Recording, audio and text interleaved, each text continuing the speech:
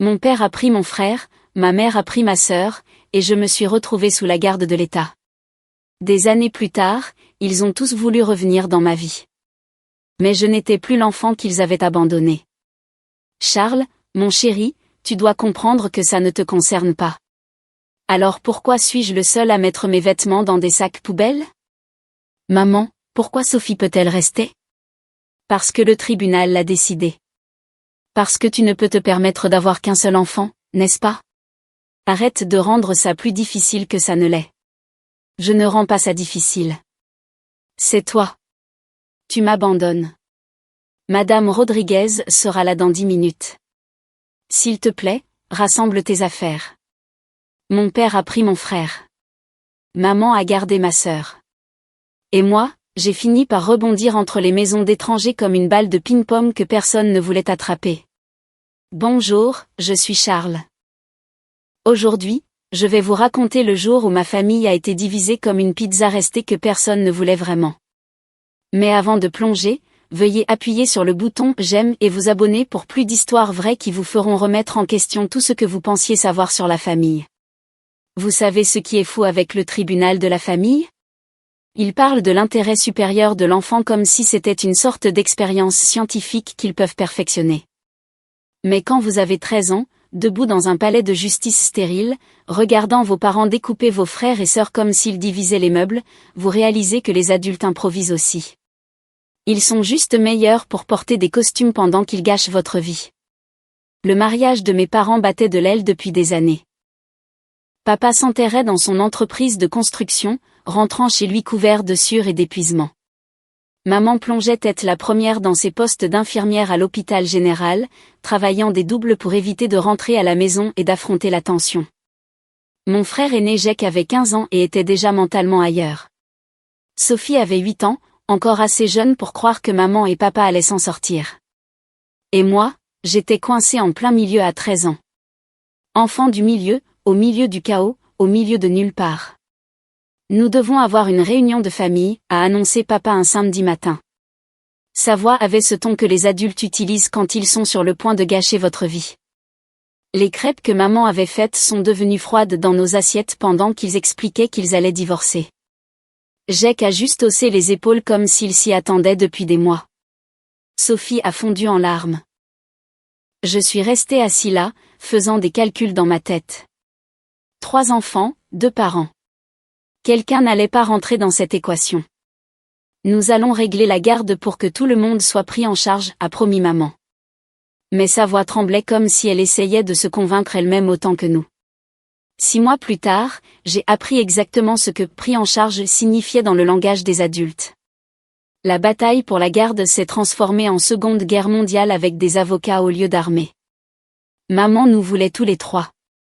Papa s'est battu pour nous 3. Mais la juge Harrison, cette femme sévère aux cheveux argentés et à la patience zéro, a examiné notre cas comme si elle résolvait un problème de maths au lieu de décider de nos avenirs.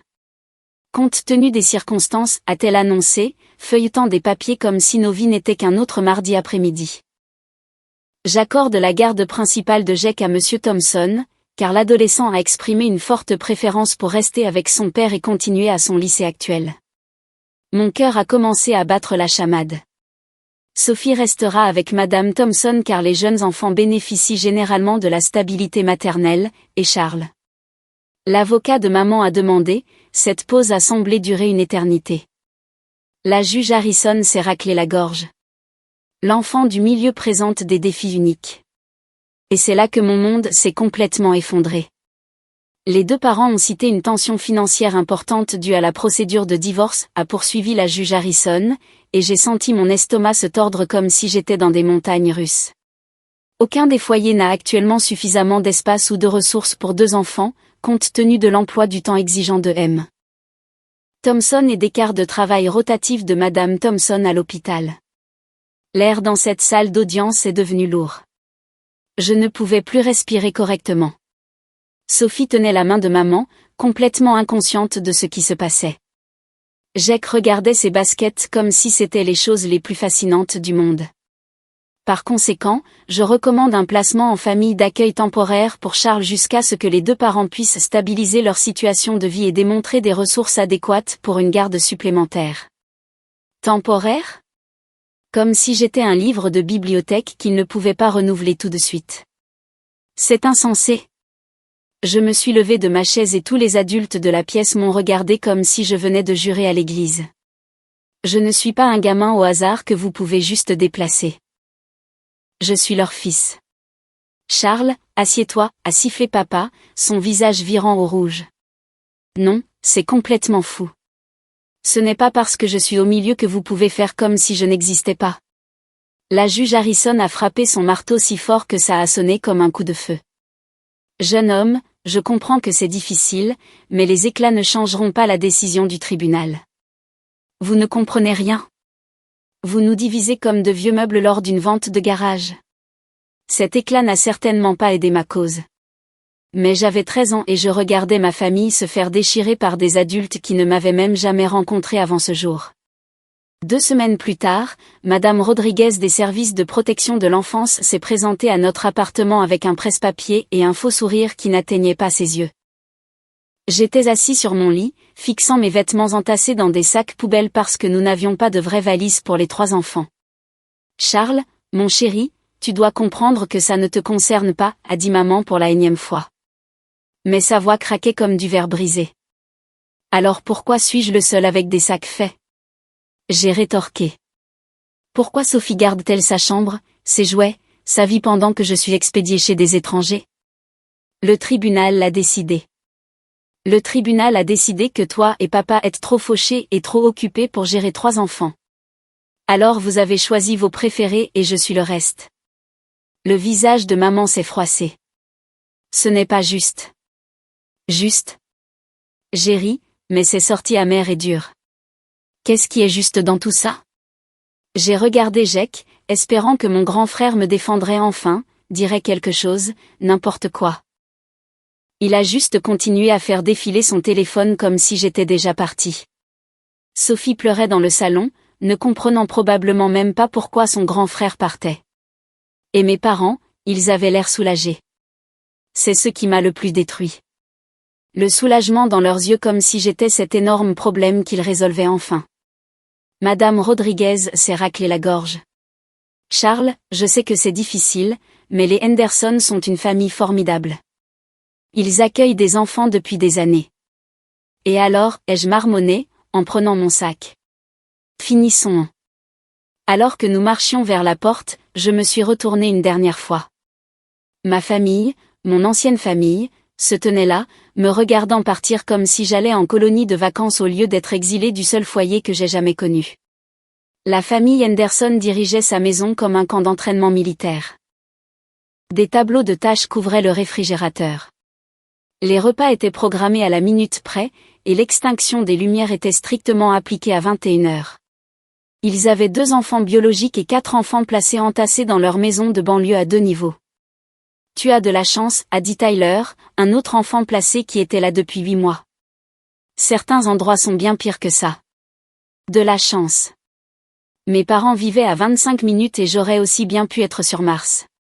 Au moins, tes parents sont encore en vie, a rétorqué Tyler quand je me suis plaint. Les miens sont morts dans un accident de voiture quand j'avais 10 ans. Il avait raison.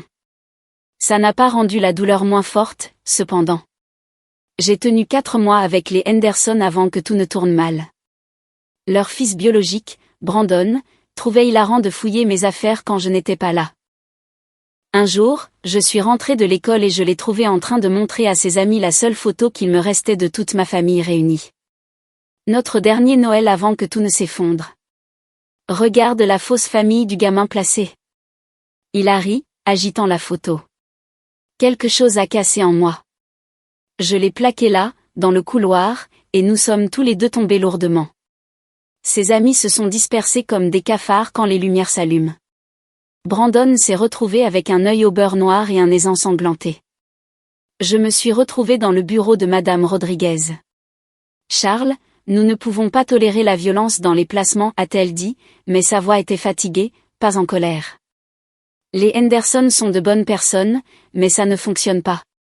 L'étape suivante a été la famille Williams. Ils étaient assez gentils, mais ils étaient clairement là pour le chèque mensuel de l'État. 6 enfants placés entassés dans 2 chambres comme des sardines. Je partageais un lit superposé avec un gamin nommé Antonio, qui faisait des cauchemars toutes les nuits, criant dans son sommeil des choses que je ne voulais pas imaginer. Quelle est ton histoire ? Je lui ai demandé une nuit après qu'il se soit réveillé en sueur et tremblant. Papa est en prison pour vol à main armée. Maman a fait une overdose l'année dernière. Famille d'accueil depuis. Il m'a regardé dans la lumière tamisée filtrant à travers les rideaux. Et toi ? Les parents ont divorcé. Ils ne voulaient pas s'embêter avec 3 enfants, alors ils ont gardé les faciles et m'ont largué. C'est vraiment dégueulasse, mec. Ça l'était. Mais en famille d'accueil, l'histoire de tout le monde est dégueulasse. C'est comme ça que nous nous sommes tous retrouvés là. J'ai essayé d'appeler à la maison toutes les semaines, mais c'était comme essayer de joindre des gens qui avaient déménagé sur une autre planète. Papa était toujours sur un chantier ou trop fatigué pour parler. Maman était soit à l'hôpital, soit en train de gérer les problèmes de Sophie.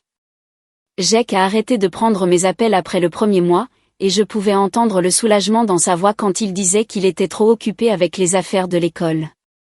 Seule Sophie me parlait, et seulement quand elle pouvait voler le téléphone de maman. Quand rentres-tu à la maison, Charlie, chuchotait-elle. Bientôt, ma puce. Très bientôt. Nous savions tous les deux que je mentais. Le placement chez les Williams a duré 5 mois avant que Monsieur Williams ne perde son emploi et qu'il ne puisse plus nous garder tous. Retour au foyer de groupe pendant 3 semaines, puis rebond chez une autre famille. C'est là que j'ai rencontré les Garcia et que tout a changé. La famille Garcia était différente dès le premier jour. Le docteur Garcia travaillait comme pédiatre à l'hôpital pour enfants et Madame Garcia enseignait la 4e année à l'école primaire Lincoln. Ils avaient une fille, Isabella, qui était à l'université d'État pour devenir enseignante comme sa mère. Nous savons que c'est incroyablement difficile, a dit Madame Garcia le soir de mon arrivée, assise au bord du lit dans ce qu'elle appelait ma chambre. Pas la chambre d'accueil ou la chambre d'amis, mais ma chambre. Nous n'essayons pas de remplacer ta famille. Nous voulons juste te donner un endroit sûr pendant que les choses se règlent. Les choses ne se règlent pas, lui ai-je dit sans détour. Mes parents ont choisi leur préféré. Je suis ce qui reste. Tu n'es pas un reste, a-t-elle dit fermement. Et quelque chose dans sa voix m'a fait réellement regarder son visage. Tu es une personne entière qui mérite l'amour et la stabilité, peu importe ce que les autres ont décidé. Je voulais la croire, mais quand on a été ballotté comme un cadeau de Noël indésirable pendant plus d'1 an, on cesse de croire aux contes de fées assez rapidement. Mais lentement, j'ai commencé à m'intégrer au rythme de la famille Garcia.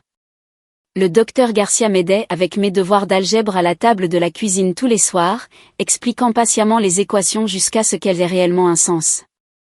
Madame Garcia m'a appris à faire ses célèbres enchiladas et à écouter quand je parlais des drames de l'école ou de mes frères et sœurs qui me manquaient.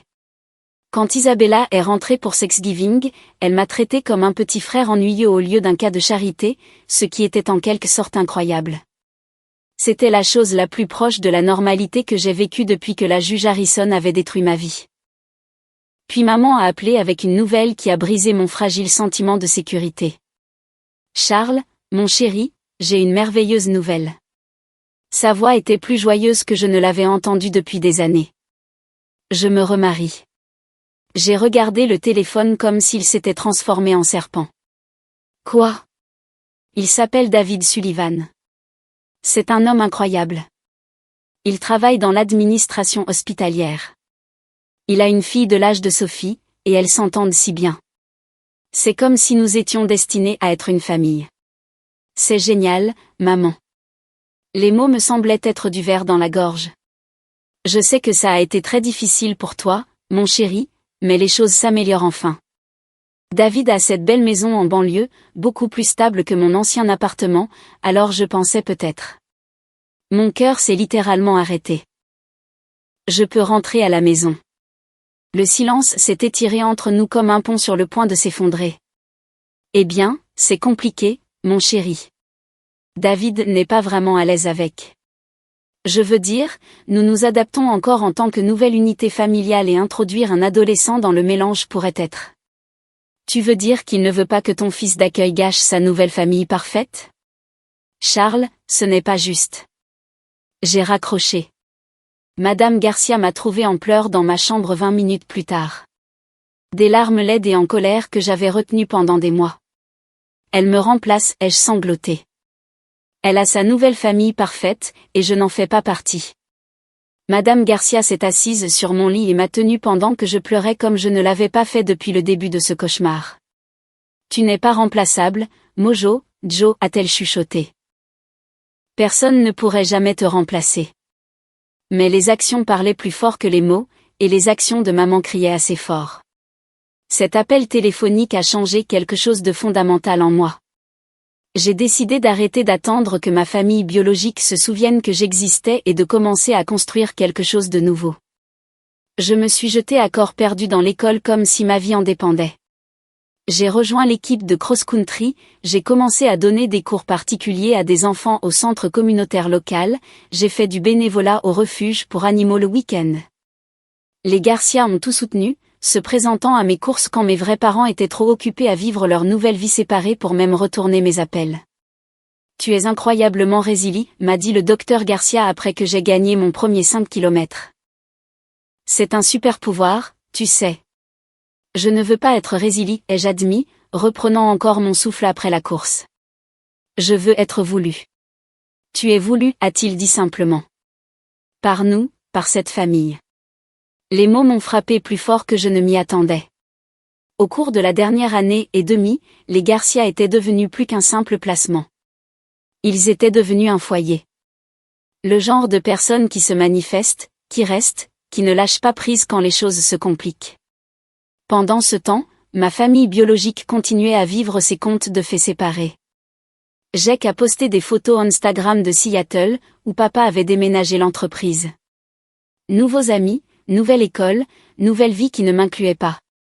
Le Facebook de maman était rempli de photos de sa famille recomposée parfaite. David, Sophie et la fille de David, Cathy, tous souriant lors de matchs de baseball et de barbecues familiaux auxquels je n'étais pas invitée. Sophie me textait encore parfois, mais de moins en moins à mesure qu'elle était absorbée par sa nouvelle dynamique de sœur avec Cathy. Je la sentais aussi s'éloigner. Et ça faisait plus mal que tout. Puis est arrivé le rebondissement qui m'a presque complètement brisé. Papa a appelé pour mon 16e anniversaire. Charles, joyeux anniversaire, mon fils. Écoute, j'ai une nouvelle incroyable. Je me marie. Félicitations, ai-je dit platement, en remuant la pâte à gâteau d'anniversaire que Madame Garcia me laissait aider à préparer. Elle s'appelle Rebecca Mitchell. Elle est fantastique. Elle travaille comme infirmière praticienne. Elle a des jumeaux d'environ 10 ans. Nous achetons cette incroyable maison à Portland avec beaucoup de place pour tout le monde. Laissez-moi deviner, ai-je interrompu. Pas assez de place pour moi, par contre. Silence à l'autre bout, puis, eh bien, Rebecca estime qu'introduire un adolescent dans la dynamique familiale pourrait être perturbateur pour l'adaptation des garçons. D'accord. Perturbateur. C'est ce que je suis. Ne sois pas comme ça, Charles. Une fois que nous serons tous installés, peut-être que nous pourrons. Papa, arrête. Arrête juste de faire semblant de revenir me chercher. Ça fait presque 3 ans. J'ai compris. Toi et maman avez eu vos nouvelles familles, et je suis le rappel de l'ancienne famille brisée. Ce n'est pas vrai. Alors pourquoi suis-je encore en famille d'accueil? Il n'avait pas de réponse. Il n'en avait jamais. Ce soir-là, les Garcia m'ont organisé une fête d'anniversaire. Rien d'extraordinaire, juste un gâteau, quelques amis de l'école et des gens qui se souciaient vraiment que j'ai passé une année de plus. Simple, mais ils étaient présents. C'est tout ce que j'avais toujours voulu. Charles, a dit Madame Garcia ce soir-là. Nous devons te parler de quelque chose. Mon estomac s'est noué. Même les bons placements se terminaient toujours. Je me suis préparée à un autre adieu. Nous en discutons depuis des mois, a poursuivi le docteur Garcia. Et si tu es intéressé, nous aimerions t'adopter. Les mots ne se sont pas enregistrés au début. Quoi? Nous savons que tu n'es plus un petit enfant, a dit Madame Garcia rapidement, voyant probablement le choc sur mon visage. Tu auras 18 ans dans 2 ans, mais nous voulons que tu saches que c'est ta maison permanente si tu le souhaites. Mais je ne suis pas hispanique. Je ne suis pas vraiment à vous. Le docteur Garcia s'est penché en avant. La famille, ce n'est pas le sang, Charles. C'est qui se présente constamment. Nous nous présentons depuis 1 an et demi. Nous voulons continuer à nous présenter pour toujours. Tes parents ont déjà signé les papiers, a ajouté Madame Garcia doucement. Ils ont convenu que c'était dans ton meilleur intérêt. Bien sûr, ils l'ont fait. L'abandon final, net et légal. Mais en regardant les Garcia, en les regardant vraiment, j'ai réalisé quelque chose d'important. Ce n'était pas un abandon. C'était la liberté. La liberté d'attendre des gens qui ne reviendraient jamais. La liberté d'accepter l'amour qui m'était réellement offert. Oui, ai-je dit, ma voix cassée. Oui, je veux ça plus que tout. L'adoption a été finalisée 4 mois plus tard. Mes parents biologiques n'ont pas assisté à l'audience, trop occupés par leur nouvelle vie. Jake était submergé par les candidatures à l'université. Seule Sophie a envoyé quelque chose. Une carte faite à la main couverte de paillettes et d'autocollants sur laquelle était écrit « Félicitations pour ta famille pour toujours. Je t'aime, ta sœur, pour toujours. » J'ai toujours cette carte dans mon portefeuille. La vie avec les Garcia, mes parents maintenant, n'était pas parfaite. J'avais des problèmes de colère qui ne disparaissaient pas comme par magie avec des papiers légaux. Un traumatisme d'abandon qui refaisait surface à des moments étranges, comme lorsqu'il sortait dîner sans moi, ou lorsque le docteur Garcia travaillait tard à l'hôpital. Je les repoussais constamment, testant s'ils partiraient eux aussi. Ils ne sont jamais partis. Ni pendant les séances de thérapie où je rageais contre ma famille biologique. Ni pendant les cauchemars où je me sentais indésirable. Ni pendant les fois où j'agissais délibérément juste pour voir s'il y avait une limite à leur patience. J'ai obtenu mon diplôme d'études secondaires avec mention. Les Garcia étaient au premier rang, applaudissant plus fort que quiconque. Mes parents biologiques ont envoyé des cartes de remise de diplôme avec des billets de $20 à l'intérieur. Jake a envoyé un SMS, « Bravo, mon frère. » Mais Sophie est venue. Elle s'est échappée de la famille parfaite de maman pour regarder son frère du milieu traverser la Seine. « Tu m'as tellement manqué », a-t-elle chuchoté pendant notre étreinte après. « Toi aussi, ma puce. Es-tu heureux avec eux ?» Elle a regardé les Garcia qui tenaient des ballons et des fleurs avec mon nom dessus. « Oui, ai-je dit, regardant mes parents choisir rayonner de fierté. Je le suis vraiment. L'université a apporté de nouveaux défis et opportunités. J'ai étudié le travail social, ne surprenant absolument personne qui connaissait mon histoire. Les Garcia m'ont soutenu à travers chaque semestre, chaque doute, chaque succès. Isabella est devenue la sœur que j'ai choisie, me taquinant sur mes petites amies et m'aidant à écrire des essais pour les candidatures à l'école supérieure. « Tu sais ce que tu es », a-t-elle dit lors d'une de nos séances d'études tardives. « Tu n'es pas adopté, tu es choisi. Maman et papa t'ont choisi parmi toutes les personnes qu'ils auraient pu aider. » C'était une belle façon de penser à cela. Pendant ma 3e année, l'appel téléphonique que j'attendais à moitié est finalement arrivé. Charles. La voix de maman était plus petite que dans mes souvenirs. J'ai besoin de te parler. David est parti, a dit maman sans préambule. Le divorce a été finalisé le mois dernier. Et Sophie, elle a vraiment du mal. Elle ne cesse de demander de tes nouvelles.